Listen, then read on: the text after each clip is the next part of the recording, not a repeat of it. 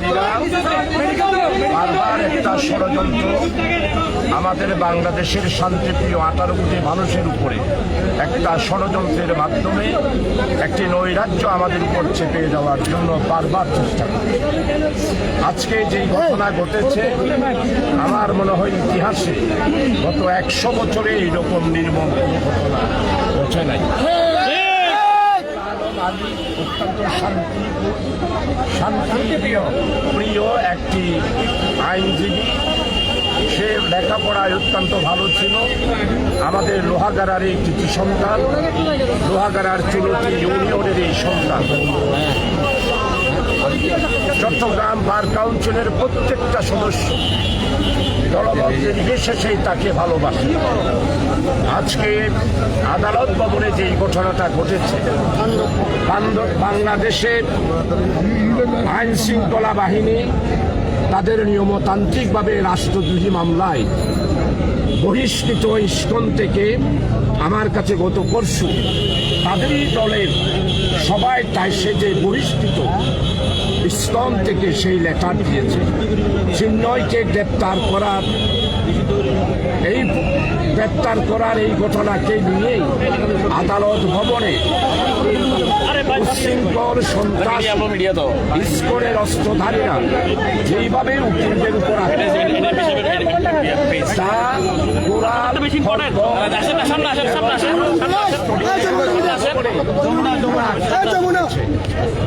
আমরা আজকে অত্যন্ত শোকাহত, মর্মাহত।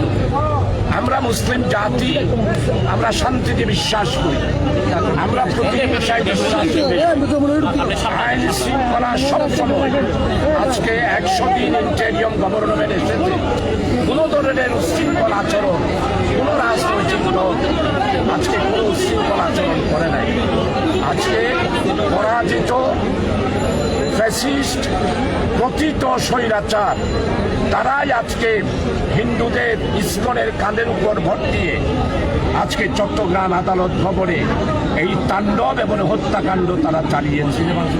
আমি আজকে ভাঙচুর করেছে, আদালত অবমাননা করেছে, মসজিদ ভাঙচুর করেছে আদালত ভবনে, জামে মসজিদ, এরপরে লালদিঘির পাড়ের জামে মসজিদ, তারা কোর্ট বিল্ডিং এর বিভিন্ন জায়গায় ভাঙচুর করেছে। তবে এইখানে একটি আজকে আমাদের মাঝে সন্দেহ যাচ্ছে, বিগত 18 বছরে যারা ফাঁসির কাস্টের আসামি ছিল তাদেরকে কোর্ট বিল্ডিং এ আনা হলে যেইভাবে নিরাপত্তা দেওয়া হতো, কোনো মানুষকে উঠতে দেওয়া হতো না। আজকে চিন্ময় বহিষ্কৃত ইস্কনের এই নেতা আসলো, কিন্তু সেখানে সন্ত্রাসীরা কিভাবে কোর্ট বিল্ডিং এ সমাবেত হলো, এটাই আজকে পুলিশ বাহিনীর কাছে আমার প্রশ্ন, সেনাবাহিনীদের কাছে আমার প্রশ্ন।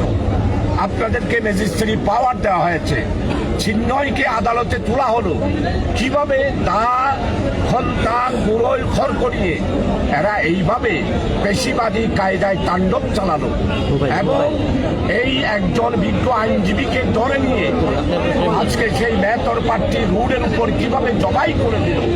এই ব্যাপারে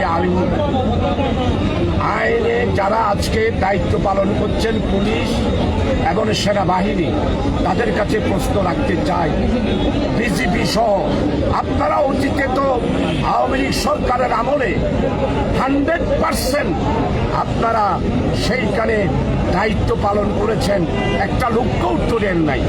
আর এখন আপনারা আইন শৃঙ্খলা যাতে বিঘ্নিত হয় সেই জন্য আপনারাও ষড়যন্ত্র করছেন। ষড়যন্ত্র করে অন্তর্বর্তী সরকারকে আপনারা ফেইলিউর করার জন্য, তারা যাতে করে ব্যর্থ হয় সেই ষড়যন্ত্রে আপনারাও লিপ্ত হয়েছেন। কাছে তালিকা আছে, আপনারা বাঁচতে পারবেন না।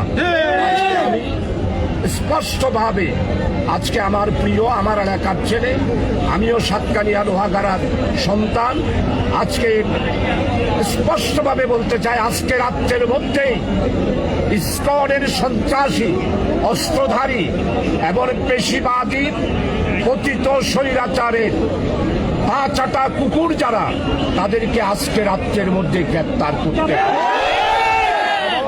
ইসকনকে নিষিদ্ধ করতে হবে এবং আজকে ইসকনের কাজকে আপনারা যেইভাবে ইসকন এইভাবে কাজ করতে পারে না। আজকে স্পষ্টভাবে বলতে চাই, সনাতনী ধর্মের নাম দিয়ে বাংলাদেশের সন্ত্রাসী চলবে না। ধর্মের নাম দিয়ে বাংলাদেশের সাম্প্রদায়িক দাঙ্গা লাগার আপনারা যে ষড়যন্ত্র করছেন আমরা সেটা বুঝে গিয়েছি। আমি আজকে দেশবাসীর কাছে, চট্টলবাসীর কাছে অনুরোধ করব, তৌহিদি জনতার কাছে, আপনারা ধৈর্য ধারণ করুন। আইন নিজের হাতে নেবেন না। সাম্প্রদায়িক সম্প্রীতি নষ্ট করার যে ষড়যন্ত্র, আমরা সেই ষড়যন্ত্রে পা দেব না। আমি আজকে দাবি করছি, ইসকনের যেই সমস্ত অস্ত্রের কারখানা, ইসকনের যেই সমস্ত আড্ডাখানার উপর রয়েছে, সেখানে আপনারা রেড দিন, অস্ত্র উদ্ধার করুন এবং আমার সাইফুল আলম আদি, সাইফুল আহমদ আদি খুনিদের যারা খুন করেছে, এইভাবে জবাই করেছেন নৃশংসভাবে, তাদেরকে অতি সত্বর অবশ্যই গ্রেপ্তার করতে হবে। যদি গ্রেপ্তার না করেন তাহলে আগামীকাল আমরা বৃহত্তর কর্মসূচি বাধ্য হব। আজকে আমি অত্যন্ত শোকাহত। আমরা চট্টলবাসী প্রায় 92 লক্ষ মানুষ, চট্টগ্রামের 2.5 কোটি মানুষ, আমরা অত্যন্ত ব্যথিত যে এইভাবে একটি হত্যাকাণ্ড উচ্ছৃঙ্খল সন্ত্রাসী ইসকনের দ্বারায়। ইসকনের কাজকর্ম সম্পর্কেও ইন্টেরিয়াম গভর্নমেন্টকে অনুরোধ করব, তাদের কাজকর্ম সম্পর্কে আপনারা নজর রাখুন।